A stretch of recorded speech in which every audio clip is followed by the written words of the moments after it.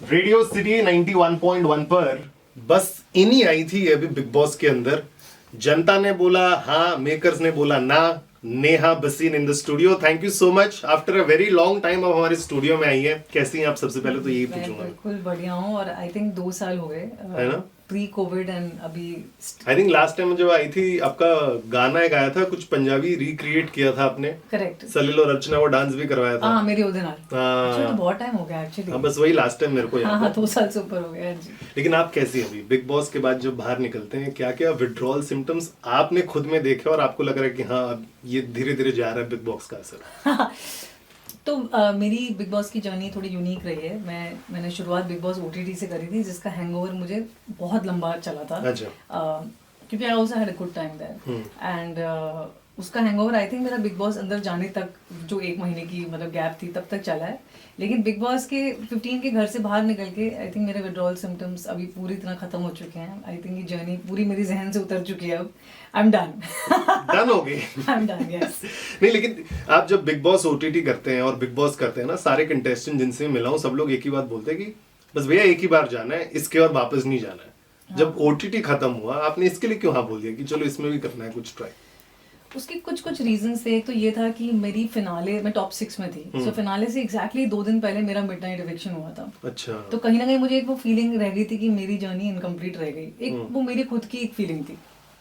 दूसरी बात कुछ ऐसा हुआ था बिग बॉस ओटीटी में जहाँ पे मतलब बहुत बातें मेरे बारे में उड़ी थी और मुझे ऐसे लगा था कि जैसे मुझे अपने बारे में बोलने का मौका नहीं मिल रहा है कि मेरे बारे में पूरी दुनिया I think I was one of the most talked about contestant in मैं रोज पढ़ता था हैशटैग नेहा बसीन बिग बॉस ओटीटी। तो मुझे थोड़ी जिद रहती है to have the last word.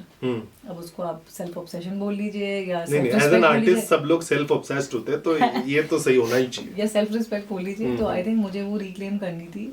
जबकि मेरी बिग बॉस ओटीटी जर्नी अगर आप मेरे दिल से पूछेंगे तो बहुत ही परफेक्ट थी, बहुत ब्यूटीफुल थी, बहुत इनोसेंट थी।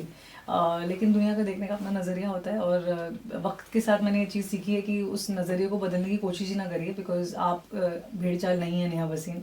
तो हैविंग सेड दैट मेरे कुछ दोस्त भी अंदर थे, तो एक वो भी एक थोड़ा रह जाता है ना कि अगले सीजन में तो भाई नहीं जाने वाले बिल्कुल भी। मतलब आई वॉज वेरी श्योर कि मैं बिग बॉस दोबारा नहीं करूंगी, तो करूंगी तो यही सीजन करूंगी। और जब हमने बिग बॉस ओटीटी साइन किया था तो इवेंचुअल ड्रीम सबका कलर्स वर्जन ही था। अच्छा। हाँ, तो वो OTT was never the dream. तो इसलिए बस था कि चलो यार, मतलब they called me and I said why not. Fans भी बहुत चाह रहे थे कि मैं कलर्स की वर्जन पे भी जाऊं, जो एक्चुअली तो ओरिजिनल बिग बॉस है। ओटीटी तो नया सीजन है ना, it was a big hit by the way, apparently was a bigger hit than BB15। Wow, congrats. So I must tell you that कि it was a hit. BB15 well questionable है उसके TRPs अभी, लेकिन अपना OTT तो hit था। तो वो रीजन था जाने का, fans, self respect and friends. लेकिन देखो बिग बॉस में अक्सर, आई एम श्योर आपने भी पहले कई सीजन देखे होंगे, जितना मैं देखा हूँ हमेशा कुछ ना कुछ किसी के बारे में बात होती है। हाँ। लेकिन क्लियर क्यों करना था फिर? आपको पता है आप जब जा रही थी आपको पता था कि यहाँ पर कुछ होगा, शायद आप अपनी वैसी पर्सनालिटी नहीं दिखाना चाहेंगी लेकिन वो दिख जाएंगी, कुछ गुस्से में भड़ास में कहीं ना कहीं कुछ ना निकल जाएगा, तो ये तो होता ही है। नहीं, आई थिंक भड़ास से ज्यादा एक नहीं, आई थिंक मुझे ऐसे लगता है बिसाइड्स मेनी अदर थिंग्स मैं मिसोजिनी की शिकार ज्यादा थी। यू नो कि जो हमारी पेट्रियार्कल सोसाइटी है जहाँ पे आदमी हमेशा सही होता है, औरत हमेशा गलत होती है। और यू नो कि आई एम सेइंग छोटी छोटी चीजें ना कि मेरा व्यक्तित्व जो है उस पे सवाल उठाए गए थे। तो एक इंसिडेंट पे सवाल उठाया गया हो तो अलग बात है। तो you know it's I think वो चीजें मेरे लिए इंपॉर्टेंट थी। एंड जहाँ तक आपने कहा बिग बॉस का सवाल है, कई लोग होते हैं ना कि क्या उसका वर्ड क्या बोलेंगे, फूलिशली नाइव। हिंदी में क्या बोलते हैं फूलिशली? पता नहीं, बोलते होंगे कुछ तो। हाँ चलो, बेवकूफ। अब नाइव का हिंदी मेरे को नहीं आता। हाँ मतलब जो लोग पता नहीं अपनी धुन में चल रहे हैं, let's just put it that way. वाह, धुन की इनका गाना है। हाँ, तो 4-5 साल से मुझे फोन आ रहे थे एंड आई वाज मैं मीटिंग भी नहीं कर रही थी बिग बॉस के क्रिएटिव से। कैसे बिग बॉस करना ही नहीं है भाई, ये मेरी दुनिया ही नहीं है। आई वाज वेरी श्योर कि नेवर नेवर नेवर कभी नहीं होगा ये।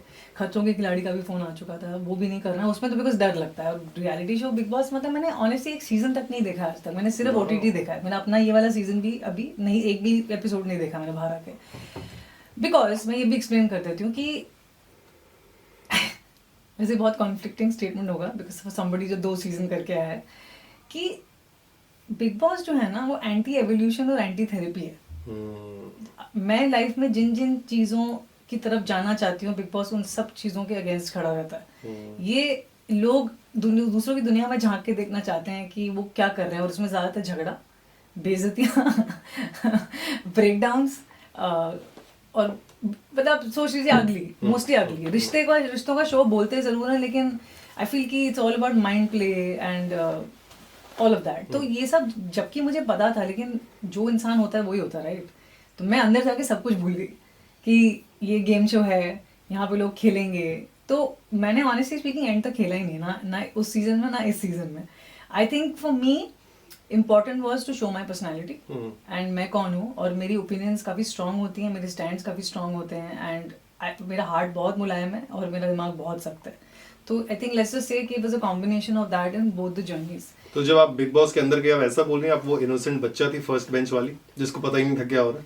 ओटीटी में 100% मतलब अगर मैं उतनी स्मार्ट होती तो I would have been very calculative about my OTT journey for sure. But I have also realised and proudly so कि मैं वो इंसान हूँ ही नहीं। वाह, मैं जो हूँ सो हूँ। I'd much rather, कहते हैं ना कि मतलब कि मैं जो हूँ वो बन के जीऊँ, चाहे घुट घुट के ना जीऊँ। मतलब मेरा वो वाला सीन है कि आप सबको खुश तो वैसे भी नहीं कर सकते दुनिया में, और औरत हो गए तो बिल्कुल भी नहीं कर सकते। No it's not going to happen. Like यहाँ इंडिया में मैन इज ऑलवेज राइट।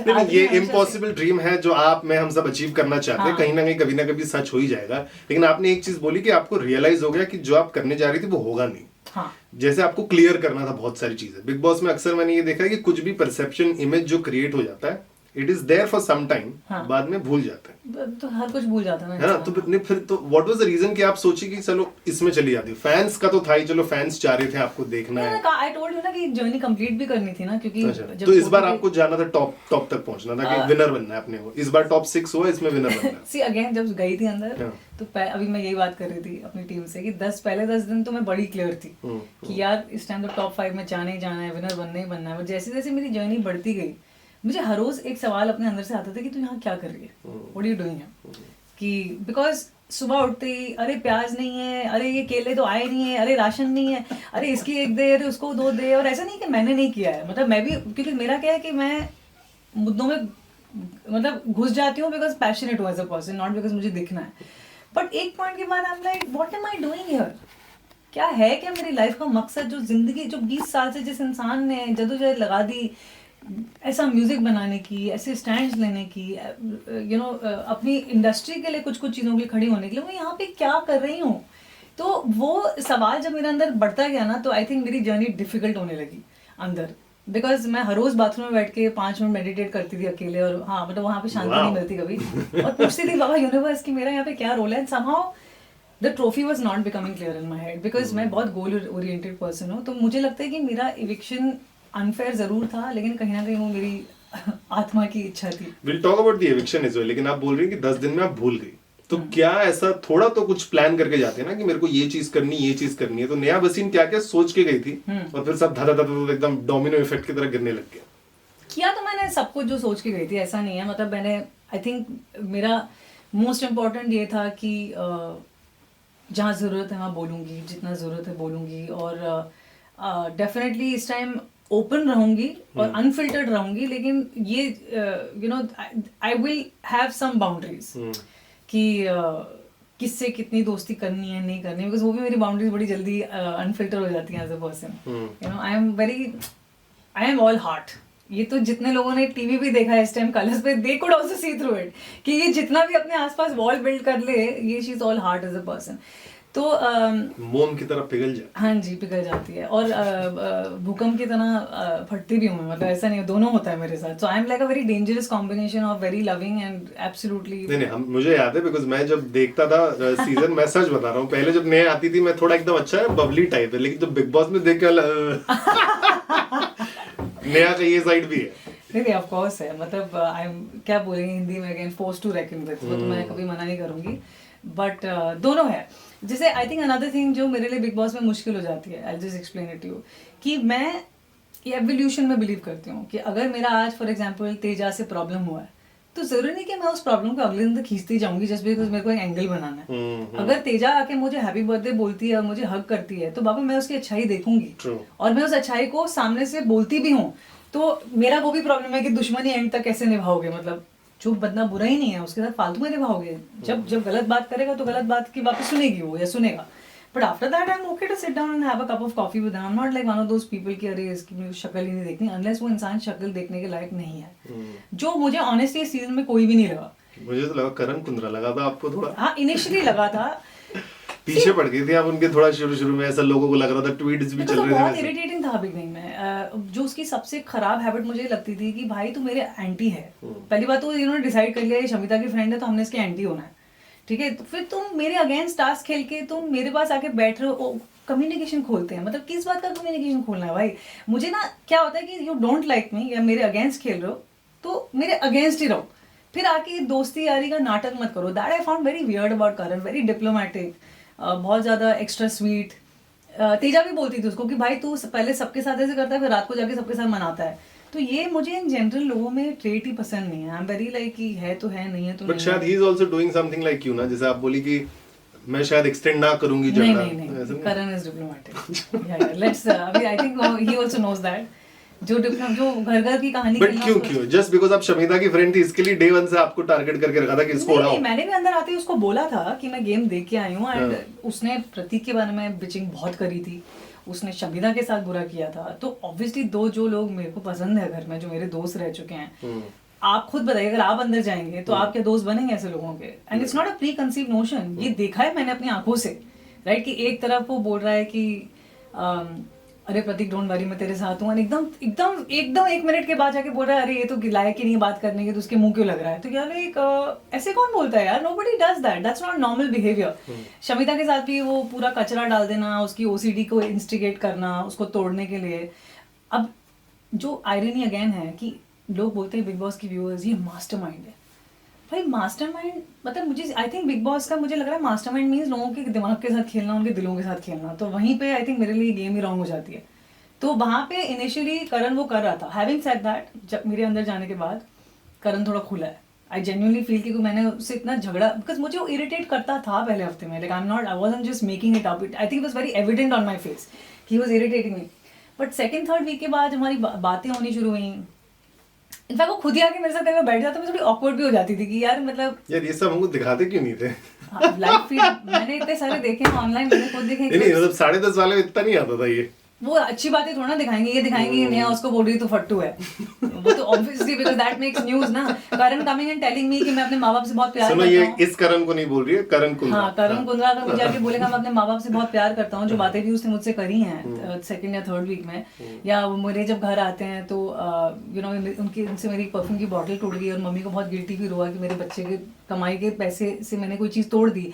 अब ये इंटरेस्टिंग बातें जो इंटीमेट बातें हैं जो उसने मेरे साथ करी हैं वो नहीं दिखाएंगे, वो लाइव फीड पे दिखाएंगे, क्यों दिखाएंगे एपिसोड में ना, उसमें हम दोनों अच्छे दिखते हैं, तो obviously it's not going to happen. तो ऐसी भी हमारी बहुत बातें, जबकि वो खुद मुझे ढूंढ ढूंढ के करता था, it started making me like him a little bit, but मैंने उसको गेम में कभी ट्रस्ट नहीं किया और शायद कभी करती भी नहीं, बट समवेयर मेरी इंस्टिंक्टिव फीलिंग है that Kundra is a nice guy. तो जब ऐसा करण आपको साइड में लेके बात करते, तेजा को इनसिक्योरिटी नहीं होती, जलन नहीं होती उसको कि यार ये नेहा को साइड में क्यों ले जा रहा है? आई थिंक पहले तेजा थोड़ी कंफ्यूज थी कि ये क्यों उससे बात करता है whatever, but I think later I think Teja also started liking मी।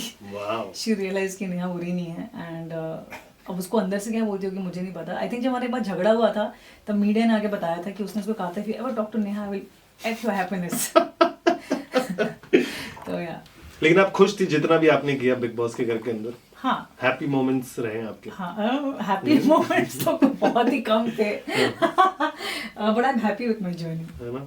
लेकिन आई फील, ये मेरा खुद का ओपिनियन है, ये शायद आप जब एंट्री मारी ना, the way you entered, probably Shamita की फ्रेंड के लिए आई हूँ मैं, शमिता के लिए आई हूँ, ये शायद बैकफायर किया होगा, आपको ऐसा लग रहा है?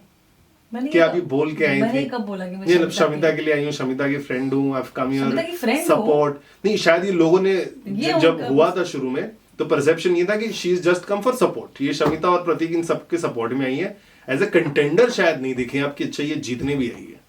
डू यू थिंक ये बैकफायर किया शुरू में जो आप कर रही थी? एज ओवरऑल जर्नी प्रॉब्ली जनता मतलब ऐसा रही आपके लिए? बट लाइक यू सेड कि बिग बॉस इज है ही परसेप्शन का शो, मतलब जो लोगों ने कुछ तो किसी के बारे में बनाने हैं, तो सबसे बड़ी बात ये है कि मेरे पास कितना वेला टाइम है कि मैं किसी का सपोर्ट बन के किसी शो पे जाऊंगी, चैनल के पास कितने वेले पैसे हैं कि मुझे किसी का सपोर्ट बन के अंदर भेजेंगे। तो ये दो बातें आई थिंक जनता को अपने आप से पूछनी चाहिए, बिकॉज ये बहुत ही वियर्ड परसेप्शन है कि जो इंसान 20 साल अपनी खुद की लाइफ का हीरो रहा है, किसी का सपोर्टिंग एक्ट तो कभी नहीं बनेगा, और मैं तो बिल्कुल भी नहीं। सी आई एम अ लॉयलिस्ट। मैं दोस्ती को अपनी हर चीज़ से ऊपर रखती हूँ, रिश्तों को ऊपर रखती हूँ, प्यार को ऊपर रखती हूँ, बट दैट डजंट मीन कि मैं अंदर उनको सपोर्ट करने, उनकी आरती उतारने गई थी। वो तो बिल्कुल भी सच नहीं है। और अगर वो होता तो OTT में फिर मैं क्यों गई थी, वहाँ किसको सपोर्ट करने गई थी? एंड दे फॉरगेट कि वो टॉप 5 थे, मैं टॉप 6 थी। तो राकेश और मुझे अंदर भेजा गया था कि उस टॉप 5 था, मैं टॉप 6 थी। एंड हमारे रिश्ते भी थे। Let me remind our beautiful जनता कि TRP of the show very low when we went in, और कहा गया था हमें कि रिश्तों की कमी है शो के अंदर। तो मुझे लगता है कि इतने बड़े बड़े नामी लोग अंदर हैं, इनकी बड़ी बड़ी फैन फॉलोइंग है, तो फिर ये शो इस सीजन क्यों अच्छा नहीं कर रहा? क्यों जरूरत पड़ी उन्हें नेहा भसीन की और राकेश बापट के अंदर भेजने की वाइल्ड कार्ड की तरह? क्यों अभी जरूरत पड़ी उन्हें राखी सावंत को और रश्मि देसाई और देवलीना और इन सबको भेजने की? अगर ये लोग इतना अच्छा ऑलरेडी कर रहे होते अंदर, तो वाइल्ड कार्ड्स, इतने wild cards in one season, वही तो ये वाइल्ड कार्ड वाला ही सीजन लग तो रहा ये है। सवाल तो लाइक जनता को अपने आप से पूछना चाहिए, ये फैंस को अपने आप से पूछना चाहिए। लेकिन क्यों इस बार ऐसा आपको क्यों लग रहा है, इतना सारा वाइल्ड कार्ड क्यों आ रहे हैं सब लोग? मतलब ये बार बार आप लोग को जब बोलते हैं वीकेंड कवार पे भी आप लोग कुछ नहीं कर रहे हैं, कुछ नहीं कर रहे हैं, आपको क्या लगता है यार हम सब तो कर रहे हैं, क्या नहीं कर हाँ, रहे? exactly. क्या नहीं कर रहे थे आप लोग, ये बताओ। मैंने क्या नहीं किया, मतलब सभी कर दिया। मेरे रोना धोना भी हो गया, मेरा झगड़े भी हो गए मेरे। तो मुझे लगता है 3 हफ्ते में जो इन सबके साथ 6 हफ्ते में नहीं हुआ था, मेरे साथ 3 हफ्ते में सब कुछ तो हो गया। क्या मिसिंग क्या था, आपको क्या लग रहा है इस सीजन क्या मिसिंग था कि जो मेकर्स बार बार पॉइंट कर रहे हैं, हर वीकेंड कवार में ये बात हो रही है, किसी कंटेस्टेंट के ऊपर बोल दिया कि ये आप नहीं दिख रहे हैं, नहीं कर रहे हैं, और फिर सडनली अब ये आ रहे हैं सब लोग विद द एक्सपेक्टेशन कि इनकी TRP स्काई रॉकेट जाए। देखिए, मैं कोई बिग बॉस एक्सपर्ट नहीं हूँ, पर मेरे अंदर है कि जो फीलिंग थी, मुझे ये घर बहुत ही बिना इमोशन के, बिना दिल के, और बिना जैसे हॉस्पिटल के वो फ्लोर होते हैं ना स्टेराइल, वो फिनाइल वाले स्टेरिलिटी। मतलब मैं इतना बोर जिंदगी में कभी नहीं हुई हूँ जितना मैं इस घर में हुई हूँ। मुझे अपने बिग बॉस OTT की जर्नी में, I don't care if people feel I am obsessed with big boss OTT because it was a great season. I had the time of my life. इन्होंने वर्ड निकाला भी था, OTTians। हाँ, OTTians मैंने, और मुझे सलमान खान ने डांट भी मारी थी इस बात के लिए। I don't care because I feel कि वो सीजन में ऐसा मुझे एक दिन नहीं लगा कि मैं बोर हुई हूँ या मुझे मजा नहीं आया है। पहले हफ्ते मुझे घर जाने का मन था, लेकिन उसके बाद मुझे लगा मैं घर गई क्यों। तो मुझे ऐसा लग रहा था कि भाई इतना सन्नाटा क्यों है इस घर में? आप खुद ही बोल रहे हैं यहाँ आपने ज्यादा स्माइल नहीं किया, बिकॉज यहाँ पे कोई स्माइल करने का कोई रीजन ही नहीं था। कितने फॉलोअर बढ़े, मैं पहले ये जानना है। ट्विटर और इंस्टा पे पहले कितने थे, OTT में गई उसके बाद, और अब कितने बढ़े? ट्रैक किया आपने? हाँ, मैंने खास ट्रैक नहीं किया है, बट बड़े हैं, मतलब अबाउट 300-400 के बड़े हैं। वाओ। सो और आई ऑल्सो हर्ड कि जब मैं अंदर गई थी तो 3 दिन I was non stop trending, which is a first for me. वो OTT के टाइम पे भी इतना नहीं हुआ था। एंड अभी बाहर आने के बाद भी आई थिंक बर्थडे नाइट पे भी जब झगड़ा हुआ है उस ट्रेंडिंग। तो ये भी बहुत बड़ी बात है अपने आप में कि फैंस सिर्फ नहीं, लवर्स बढ़े हैं। मतलब बहुत लोग हैं जिन्होंने आगे आके बोला कि यार हम चाहते हैं हम भी आपकी जैसे अनफिल्टर्ड रहें, ऑनेस्ट रहें, डरे ना किसी से, अपना पॉइंट रख सकें। Lot of vloggers also said कि जिस तरह से नेहा अपनी ओपिनियन सामने रखती थी, इवन सलमान खान नेहा से पूछते थे नेहा तुम बोलो। तो आई थिंक वो एक इज्जत, एक प्यार डेफिनेटली मिला है, not just as an artist, as the person. तो उसके लिए मैं बहुत थैंकफुल हूँ। जैसे अभी सलील पूछ रहे थे कि क्यों किया, आई थिंक ये आप चाहते हैं कनेक्ट करना लोगों से यार, you want people to know who you are as a person. और हम सब में अच्छाइयाँ बुराइयाँ दोनों हैं, तो आई थिंक लोगों ने दोनों देख लिया और एक्सेप्ट कर लिया मुझे, सो आई एम हैप्पी। लेकिन सरप्राइज एविक्शन जो हुआ था, अगर आप तीन नहीं जाते तो कौन तीन जाना चाहिए था आपके हिसाब से? बड़ा ही कंट्रोवर्शियल क्वेश्चन पूछ रहे हो यार। नहीं कंट्रोवर्शियल, लेकिन टू बी वेरी ऑनेस्ट मुझे तो आपका और विशाल का बहुत लगा कि यार ये दोनों तो नहीं जाने चाहिए थे। आई थिंक मुझे भी डेफिनेटली जय बहुत कोशिश कर रहे थे ना, मेरे अच्छे दोस्त भी बन गए थे अंदर, बट समवेयर उनका एक थोड़ा गिव अप हो रहा था। वो तो मतलब उनका विड्रॉल सिम्पटम 2 हफ्ते से हो गया था कि अपने को निकलना है, जितना जल्दी वो निकलूं मैं। उनका भी वही है कि दिल काफी मर रहा था अंदर, you know, I sense that. But I think मेरी, अगर आप गेम पॉइंट में बोलेंगे तो सही चल रही थी, क्योंकि मेरे थॉट्स बड़े क्लियर थे। मैं झगड़े कितने भी हुए हैं तो मेरे थॉट्स क्लियर थे। मेरी प्रायोरिटी अंदर शमिता और प्रतीक थे, और वो पहले दिन पे भी वही थे और लास्ट डे पे वो वही रहते। और मुझे ये भी पता है कि वो दोनों मेरे अगेंस्ट कभी नहीं जाते और मैं उनके अगेंस्ट कभी नहीं जाती। ये इवन जब मैं प्रतीक से बात नहीं कर रही थी, मैंने करण कुंद्रा को सेकंड या थर्ड डे पे बोल दिया था, जब वो इनडायरेक्टली मुझे बोलने की कोशिश कर रहे थे। मैंने कहा मैं प्रतीक को स्टैब कभी नहीं करूंगी, I will never back stab him, it will never happen. And somewhere he also never backstab me, वो कभी नहीं होता, मुझे पता है। तो मैंने अपने दोस्त, आप जो भी कह लीजिए, शो में बनाए तो हमेशा करेक्ट थे, वो वहाँ पे भी और यहाँ पे भी, और मेरी प्रायोरिटीज बड़ी क्लियर थी। तो मैं कभी भी उस तरफ से नहीं खेलती, वो तो नहीं होने वाला था। तो I think that I would have been a strong player till the end. धोना धोना चलते रहता है। आई थिंक लोग उसमें ज्यादा कौन नहीं रो रहा अंदर, मतलब Shamita has so many breakdowns, Prateek है सो मेनी, निशांत रो चुका है, मतलब इस सीजन में तो वो भी रो चुका है, करण रो चुका है, everyone, and it's not easy house for anybody यार। वहाँ पे लोग कहते हैं क्रोकोडाइल टीयर्स है, क्रोकोडाइल टीयर्स किसी के नहीं होते हैं, सबके टीयर्स रियली होते हैं। आई डोंट बिलीव 24/7 कोई भी फेक कर सकता है। सब लोग के दिमाग में यही क्वेश्चन होता है कि फेक है असली है। मैं भी लोगों को बोलता हूँ इतना तो कोई फेक नहीं कर पाएगा 24 घंटे। आई थिंक कुछ फिल्टर्ड होते हैं, कुछ अनफिल्टर्ड होते हैं, और मुझे नहीं लगता कि लोग, कुछ लोगों को ज्यादा अच्छी तरह कैलकुलेशन पता होती है कि हम ये करेंगे तो ऐसा होगा, बट 24/7 फिर भी आप फेक नहीं हो सकते हो, 1-2 घंटा हो सकते हो दिन में। नहीं, आपकी कैलकुलेशन भले थोड़ी गलत गई हो, समझ में नहीं आओ, मैथ्स वीक, लेकिन आपका मैथ्स बेशुमार हो गया इन टर्म्स ऑफ द प्यार which you got from Janata. So and Janta said that Congrats. thank you so much. And Janta said that my eviction was unfair. I think सबसे पहले एक चीज पॉइंट आउट कर देते हैं, makers may not like me saying this, but उस दिन टडन टडन टडन टडन 2 या 2.5 घंटे की लाइव वोटिंग हुई थी, वो भी लाइव पे, बूट पे। हाँ बूट पे, उस शो के लिए जो 24/7 के लिए प्रमोट नहीं हो रहा है, प्रमोट एपिसोड के लिए हो रहा है। तो आपने ऐसा क्यों किया कि एकदम से मास एविक्शन के लिए लाइव वोटिंग खोली, और उसमें भी मेरे फैंस ने और मेरी टीम ने मुझे बताया कि 2 घंटे तक वोट कर रहे थे, लेकिन वोटिंग लाइन ओपन नहीं थी, सिर्फ 30 मिनट्स के लिए खुली थी। तो ये एविक्शन मुझे ऐसा लगा कि मेकर्स ने किया है और जनता ने नहीं किया, बिकॉज वोटिंग ट्रेंड्स में भी मैं ऊपर थी, मैं विशाल से भी ऊपर थी। सो इसलिए I found it little hard to believe. I think they just wanted to make way for the wild cards. तो उसमें उस दिन I have to say, but Umar और राजीव ने बहुत अच्छा किया था, सो डेफिनेटली वो डिजर्व करते थे स्टेज। इसलिए तो मैं आपसे पूछ रहा हूँ ना, आप 3 नहीं तो कौन 3 आपके हिसाब से? नहीं, आई थिंक हम नहीं होना था। मैं आई थिंक मेरे और राजीव में क्लोज कॉल था, हम दोनों में से कोई, I think people were very, I think they were more shocked about my eviction than Vishal's. तो मुझे लगता है कि एक एविक्शन करना चाहिए था उन्हें उस दिन, मतलब 3 नहीं करने चाहिए थे। That is very weird, and I've heard it's the first mass eviction that has happened. मतलब ऐसा in the सब कुछ history of mass Bigg Boss. ही जो हो रहा है ये सीजन में, सब कुछ हिस्ट्री में पहली बार ही हो रहा है। Yeah, please. लेकिन wonderful Neha, thank you so Thank much, you. And I am sure इसके बाद भी जनता का प्यार तो है। सलमान भाई 1-2 गाने और आ ही जाएंगे आपके सुपर हिट वाले। अब बस वही करना है, गाना है बहुत सारा, और जनता को बहुत बहुत बहुत बहुत धन्यवाद, फैंस को बहुत बहुत आपके धन्यवाद। कल इंस्टाग्राम पे देख रहा था, पूछ रहे थे कब आ रहा है नया गाना, नेक्स्ट गाना? तो अभी दिसंबर एंड, अच्छा। Just working on new music अभी। तो अभी बिग बॉस से दिमाग निकाल के अब म्यूजिक के अंदर पूरा दिमाग डाला जा रहा है। वंडरफुल। नेहा भसीन को हम लोग वापस बुलाएंगे स्टूडियो। 2 रीजन होते हैं मेरे बुलाने के, ऑफ कोर्स उनका गाना सुनना होता है, और दूसरा जो सलील की खिल्ली उड़ाती है ना, I enjoy it. So please visit us very often. 2 महीने में एक बार तो आना ही है आपको। डन डन डन, बैंड्रा में ही रहती, मैं पिकअप कर लूंगा। पक्का डन। चले की खिल्ली उड़ाने के लिए मैं कभी भी आने को तैयार हूँ। Radio City.